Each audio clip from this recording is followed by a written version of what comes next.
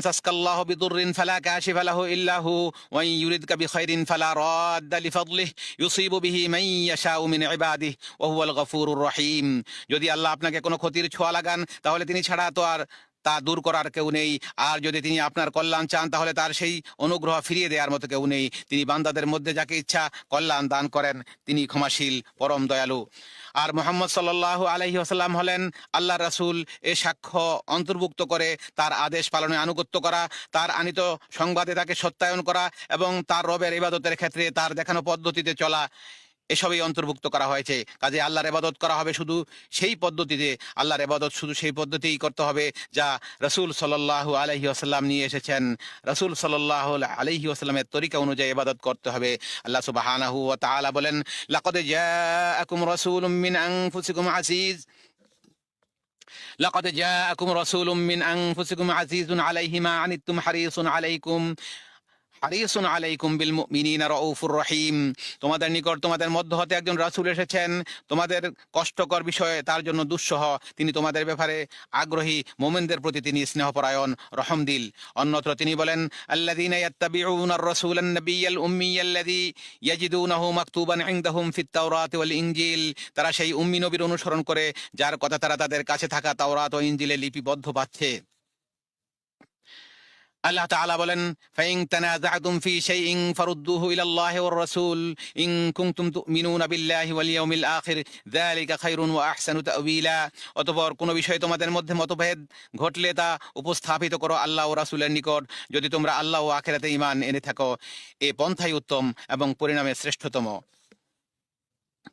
মুহাম্মদ সাল্লাল্লাহু আলাইহি ওয়াসাল্লামের উপর প্রেরিত রিসালাতের শিক্ষায় রয়েছে এটি উম্মার মধ্যে বিরোধ দূর করে এবং শরঈ জ্ঞানের উৎসকে একীভূত করে। এর মাধ্যমে ইবাদতগুলো একত্রিত হয় এবং সেগুলো পালন পদ্ধতিতে ভিন্নতা দূর হয়। ফলে কিতাব ও সুন্নাতে যা উল্লেখ নেই এমন পদ্ধতিতে আল্লাহর ইবাদত করার মতো বিদআত থেকে মুক্তি পাওয়া যায়। এভাবে সৃষ্টি জগৎ ঐক্যবদ্ধ হয় এবং হৃদয়সমূহ সম্প্রীতিতে ভরে ওঠে। ইসলামের দ্বিতীয় স্তর হলো সালাত কায়েম করা, যা বান্দা ও তার রবের মধ্যে সম্পর্ক স্থাপন করে তার মুক্তির কারণ হয়, তার সময়কে সুশৃঙ্খল করে এবং বান্দাকে তার রবের তত্ত্বাবধান অনুভব করার পথ করে দেয়। এভাবে সে দায়িত্ব ও কর্তব্য পালনে প্রশিক্ষিত হয়। সালাতের মধ্যে রয়েছে বাহ্যিক ও আভ্যন্তরীণ পবিত্রতা এবং আধ্যাত্মিক ও শারীরিক পরিচ্ছন্নতা। আর জামাতে সালাত সমাজের বন্ধন দৃঢ় করে এবং পরস্পরের মধ্যে ভালোবাসা সৃষ্টি করে। আল্লাহ তাআলা বলেন, হাফিযু আলাস সালাওয়াতি ওয়াস সালাতিল বুসতা ওয়া কুমু লিল্লাহি কানিতিন। তোমরা সালাতের হেফাজত করো, বিশেষত মধ্যবর্তী সালাতের, আর আল্লাহর সামনে বিনয়ের সাথে দাঁড়াও। তিনি আরো বলেন, ইন্নাস সালাতা কানাত আলাল মুমিনিনা কিতাবাম মাওকুতা। নিশ্চয়ই নির্ধারিত সময়ে সালাত কায়েম করা মুমিনদের জন্য অবশ্য কর্তব্য। অন্যত্র তিনি বলেন, ইন্নাস সালাতা তানহা আনিল ফাহশাই ওয়াল মুনকার। নিশ্চয়ই সালাত বিরত রাখে অশ্লীল ও মন্দ কাজ থেকে। আল্লাহ তাআলা আরো বলেন, কাদ আফলাহাল মুমিনুন আল্লাযীনা হুম ফি সালাতিহিম খাশিউন। অবশ্যই সফল কাম হয়েছে মুমিনগণ যারা তাদের সালাতে ভীত অবনত। তিনি আরো ইরশাদ করেন, ইয়া আইয়ুহাল্লাযীনা আমানু ইযা কুমতুম ইলাস সালাতি ফাগসিলু উজুহাকুম ওয়া আইদিয়াকুম ইলাল মারাফিক ওয়ামসাহু বিরুউসিকুম ওয়া আরজুলাকুম ইলাল কাবাইন ওয়া ইন কুনতুম জুনুবান ফাত্তাহহারু।